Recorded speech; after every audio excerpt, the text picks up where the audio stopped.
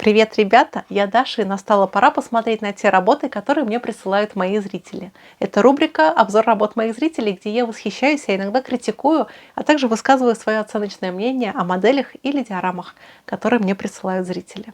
Также я и даю небольшие подсказки начинающим моделистам для прокачки их уровня мастерства. Если вы тоже хотите принять участие в этой рубрике, то присылайте 5-7 фото работ с кратким описанием мне на почту. Координаты есть в описании. Работ на сегодняшний день мне прислали очень много, так что прошу отнестись с пониманием, если вдруг ваша работа не попала в этот выпуск. Она с большой вероятностью попадет в следующий выпуск. Итак, поехали. А у Я-моделиста очередной предзаказ «Подводная лодка «Щука» от звезды». Оформив предзаказ вы совершенно бесплатно, то есть в подарок получите набор фототравления от фирмы «Микродизайн» и скидку в 15% на следующий предзаказ. Но это еще не все. Ребята из Я-моделист дают скидку в 30% на крутые дополнения. Подставку для модели, 2 набора фигур подводников, торпеду и набор металлических деталей. Ссылочка на предзаказ, как всегда, в описании, а стоимость модели составит всего лишь 1150 рублей. Первым идет сегодня Андерс из Эстонии с моделью Катюши в 35 масштабе от звезды. Сразу скажу, звездовская модель Катюши очень сложна в сборке. Это довольно старый набор со всеми вытекающими обстоятельствами. И хочу отметить, что эта модель изображает уже послевоенную версию этого легендарного реактивного миномета, так как установлен он уже на послевоенное шасси ЗИС-151. Так что сделать из этой модели машину, бьющую по Берлину, не получится.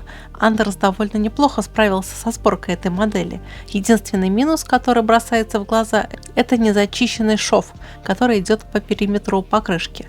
Особенно это заметно бросается в глаза на запасках.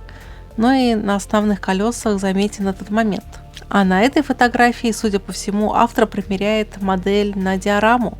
Но скажу, что загрязнение колес не соответствует грунту, на котором стоит модель. Это следует учесть при дальнейшей проработке диорамы. Вторая модель на сегодня от Андерса – это ЗРК Стингер на шасси Хаммер Кабриолета. Модель тоже от звезды и тоже в 35 масштабе. По этой модели я скажу, что это очень добротная модель для новичка. Желаю автору и дальше совершенствоваться в моделизме. Жом Арт из Казахстана прислал модель танка Т-26 от звезды в 35 масштабе. Эта модель уже, можно сказать, раритет, ее довольно сложно найти в продаже. Т-26 является одним из моих любимых танков. Модель у автора получилась очень добротная, видно, что он опытный моделист. Мне очень нравится, как автор загрязнил ходовую часть. Получилось очень реалистично и фактурно. Но цвет по мне все-таки немного светловат и однотонен. Мне кажется, что тут надо использовать несколько земельных оттенков. Мне очень нравятся сколы на модели. Они показаны с характерным расслоением краски. Вначале до грунта, потом до металла. И обратите внимание на то, как затонирован глушитель. Кстати, в сети есть немало споров на тему того, насколько уместно делать глушитель настолько ржавым. Но это уже все останется на совести автора. Дмитрий из Киева прислал модель советского мотоцикла с минометом от фирмы «Звезда» в 35 масштабе. Сегодня прям какой-то бенефис фирмы «Звезда». И да, эта фирма пока что со мной не сотрудничает, а жаль. Так вот, Дмитрий разместил мотоцикл на небольшой виньетке, которая изображает потерзанный войной город. Кстати, основание полностью самодельное. Хочу сказать, что поручни и улавки получились немножко немасштабными, уж очень они толстые. Окраска брусчатки вышла однотонной. Я советую автору выделить каждый камешек разными оттенками. Тогда мостовая будет смотреться более живо и реалистично. По окраске фигур автору тоже есть куда расти. Кстати, советую посмотреть мои видео по окраске фигур. Надеюсь, Дмитрию понравится мой подход к росписи темперой. Но мне тоже есть куда расти. Григорий из Екатеринбурга прислал модель отечественного самолета Ту-154 в 144 масштабе, и, похоже, это тоже фирма «Звезда». Сразу бросается в глаза неокрашенная подставка, что сразу портит восприятие модели. Сразу появляется такое ощущение, что над моделью еще надо будет поработать. Думаю, покрасить ее в белый или в серебристый цвет не составит труда, и презентабельность таким образом значительно повысится. Модель выполнена очень аккуратно, но автору все равно есть куда расти. Например, неплохо было бы выделить элементы расшивки жидкой черной краской. Марсин прислал на обзор модель из бумаги. Это первая модель в сегодняшнем обзоре не от звезды. Это бронеавтомобиль КАМАЗ. По традиции Марсин выполнил модель на очень высоком уровне. Напомню, что модель сделана из бумаги. И мне кажется, сделать модель из бумаги намного сложнее, нежели из пластика. По окраске автору, кстати, есть куда расти. Пора применять на модели художественные приемы, например, цветовую модуляцию, масляные точки и прочее. Тогда модель будет смотреться в разы круче. Юрий прислал не просто фото, а целое видео с довольно интересной реализацией модели танка в бутылке. Корабли в бутылках я видела, а вот танки еще нет. И это опять модель от фирмы «Звезда». И на этот раз танк Т-34-85 в 72 масштабе. Боюсь, что для танка в 35 масштабе потребовалась бы бутылка побольше. На видео видно, как автор реализовал свою задумку. Он распилил модель и по кусочкам аккуратно засунул ее в бутылку и там уже собрал воедино. У этого метода есть некоторый недостаток. Например, на финальном результате видны швы от такой хирургической операции. Их довольно трудно скрыть, особенно оперируя непосредственно в бутылке.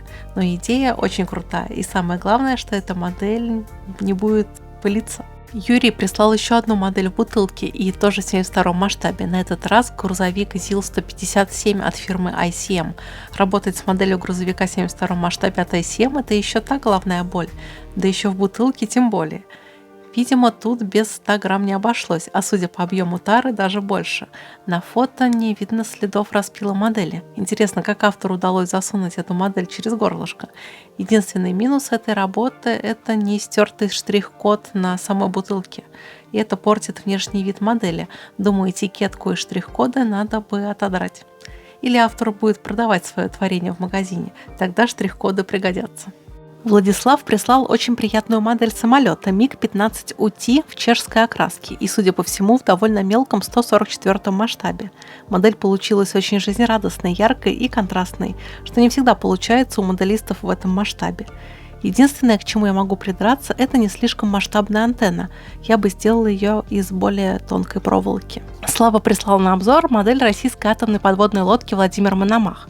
По мне, подводные лодки, которые выполнены в черном цвете, довольно сложно красить, ввиду сложности передачи оттенков и сложности художественной работы с этим цветом.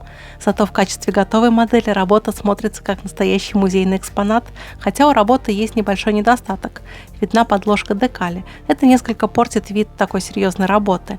И освещение выбрано не самое удачное, а в целом работа оставила очень приятное впечатление. Вторая работа на сегодня от Славы – это легендарный пассажирский сверхзвуковой самолет. Модель вышла монументальной, что вполне отражает сущность прототипа. Но в плане окраски автору есть куда стремиться. Например, большие плоскости самолета смотрятся довольно однотонно. И с этим надо бороться, например, смывкой или пришейдингом. А как работать с такими приемами, вы можете посмотреть и у меня на канале. Теперь давайте взглянем на диорамы от Евгения. Первой идет диорама со спецназом «Вымпел». Вымпеловцы, судя по всему, штурмуют подвал или бункер. Обратите внимание, как органично вписался 7-сегментный индикатор на диораму. Со стороны он действительно выглядит как электронные часы. Особенно эффектно смотрится диорама при подсветке. Обычные светодиоды заметно добавляют жизни в диораму. Вторая работа от Евгения, скорее всего, отображает события во время войны в Чечне, хотя красное знамя на танке выглядит довольно странно для событий того периода. Танкисты у автора получились на заглядение и довольно живыми. Очень нравится, как Евгений отнесся к деталям на диораме, особенно характерные надписи на заборе, которые заметно оживляют работу. Единственный у меня вопрос к луже крови. Я, конечно, понимаю, что диорама изображает войну, но я против такой излишней натурализации этого процесса в моделизме. Продолжаем смотреть диорамы. Мириуш тоже сделал диораму с танком Т-72. На этот раз танк несет русский имперский стяг. Видимо, это попаданцы ведут бой с неприятелем. Либо очень сильно ностальгирующие по дореволюционной России танкисты. Обратите внимание, как классно изображено попадание в танк. Наверное, из реактивного гранатомета. Получилось очень натурально. Из минусов работы могу отметить лишь глаза у бойцов. Да, глаза — это один из самых сложных деталей при росписи фигур. Если сделать их ненатурально, то портится все восприятие фигуры. Тут я советую для белков брать не натуральный белый цвет, а приглушенный, с добавлением, например, красного или даже лучше бежевый. Тогда глаза не будут так сильно попадаться в глаза. Прошу прощения за каламбур. Диорама получилась очень оригинальная. Александр прислал не модель, а приспособление для работы над моделями. Это вращающаяся подставка в стиле сталкер. Получилось очень оригинальное изделие. И что самое важное, Александр показал, как из обычного приспособления для моделизма можно сделать полноценное произведение искусства. Но окрасить модель на такой штучке я бы не стала. Я боюсь ее повредить при окраске, особенно при окраске из аэрографа. Иван прислал свой результат работы над Шерманом от «Звезды» в 35 масштабе в прокачке от Армы. Машина в ободранном зимнем варианте всегда смотрится очень выигрышно и интересно, а припорошенный снегом танк добавляет зимнего шарма. Александр прислал британский танк времен Первой мировой войны. Танк весь в фронтовой грязи, что подчеркивает природу этой машины. Этакий бронированный земляной червь. Модель отдает духом безнадеги Первой мировой войны. Единственный минус у этой модели – это не очень фактурно выполненный брус самовыкапывания. На нем нет характерной фактуры дерева, и выглядит он довольно простовато. А в целом модель вышла очень отличной. Если я правильно назвала имя автора, прислал сразу много своих работ из глины. Он вылепливает различных мультяшных персонажей, например, покемонов. И также любопытно у него получилась немецкая ручная граната, ну и другие мультяшные персонажи. Так что автор по своей сути настоящий скульптор. Удачи ему в следующих работах. Лекс прислал модель автомобиля DeLorean из фильма «Назад в будущее». Судя по работе автор, начинающий моделист, и я хочу дать несколько советов. Модель окрашена кистью, и кистью тоже можно получить очень хорошие результаты. Например, я тут вижу, что краска наносится слишком густым слоем и сразу. Я советую проходиться по модели лучше в несколько полужидких слоев. Так краска будет выглядеть намного аккуратней. Также у модели есть проблемы с молдингами. Они окрашены не очень ровно. Лексу я советую воспользоваться малярным или модельным скотчем для получения ровных линий. И модель, я считаю, для новичка выбрана очень сложная. Так что я пожелаю автору и дальше расти над своим мастерством. Алексей из Кирова продолжает наш обзор с советским бойцом в Афганистане. Обратите внимание, что на бойце неуставные кеды. Но такой вид обуви довольно часто встречался на солдатах в этой войне. Видимо, в кедах было удобнее бегать по жарким горам, нежели в сапогах. По фигуре я могу сказать следующее. Она блестит. И это немного неправильно. Одежда у людей почти всегда матовая. Так что я советую этого бойца покрыть матовым лаком. Второй момент, который я хочу отметить, и при этом я сама с ним немного грешу, и при росписи фигур тоже, это использование слишком ярких красок при росписи лица. То есть для окраски бровей брать надо не чисто черный, а серо-черный или серо-коричневый, так чтобы брови не бросались в глаза наблюдателю. То же самое касается и белков глаз. Они не должны быть чисто белыми. Ведь посмотрите в зеркало на свои глаза повнимательнее, и вы увидите, что в целом цвет белка намного темнее, плюс сосудики тоже придают какой-то оттенок. А подставка получилась очень классная. Она отлично передает рельеф афганских гор. Саша из Иркутска прислал модель королевского тигра в 35-м масштабе. Модель окрашена в зимний камуфляж, что всегда делает модель немножко эпичней. По мне, тут не очень уместен современный немецкий триколор. Неужели экипаж этого танка симпатизирует Веймарской Германии? Но оставим этот момент на фантазии автора. Может, это тигр из какой-нибудь альтернативной истории. Мне кажется, но это уже чисто вкусовщина, что танки не должны так сильно ржаветь. Этот тигр не брошен и оставляет впечатление вполне боевой единицы. Обычные машины, которые мы видим на дорогах в жизни, ведь так не ржавеют, а живут они подольше танков в боевых условиях. Но работа в целом выглядит очень добротной. Сергей прислал на обзор модель автобуса ЗИС-129. Это первая и единственная модель от ТВД в сегодняшнем обзоре. А жаль, автобус сам по себе очень эффектен, но сложен в окраске. Я знаю, что Сергей опытный моделист, и значит, его можно немножко покритиковать. На модели не очень качественно прорисованы уплотнители стекол, и я знаю, что они могут стираться при размещении стекол на свои места, и это надо исправлять. Несколько неточно прорисованы алюминиевые молдинги, и это модели смолы, и я знаю, что у УВД бывают проблемы с точностью проливки смоляных корпусов, и из-за этого очень часто сложно бывает потом прорисовать такие вещи, как молдинги. А так, как мне кажется, что рельеф корпуса здесь достаточно контрастно выделен, поэтому не должны были возникнуть такие проблемы. Но работа проделана очень большая, и в то же время автору, как и мне, как и всем нам, есть куда стремиться. А это были все работы, которые уместились в этом видео. Это только малая часть присланных вами работ.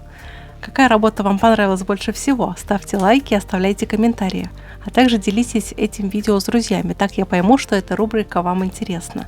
А работы на обзор можете присылать мне на почту, которая указана в описании к ролику. И ВКонтакте и Инстаграме мне, например, в последнее время стало очень сложно находить ваши работы, особенно после 8 марта. Так что лучше на почту. Увидимся на следующей неделе. Пока-пока.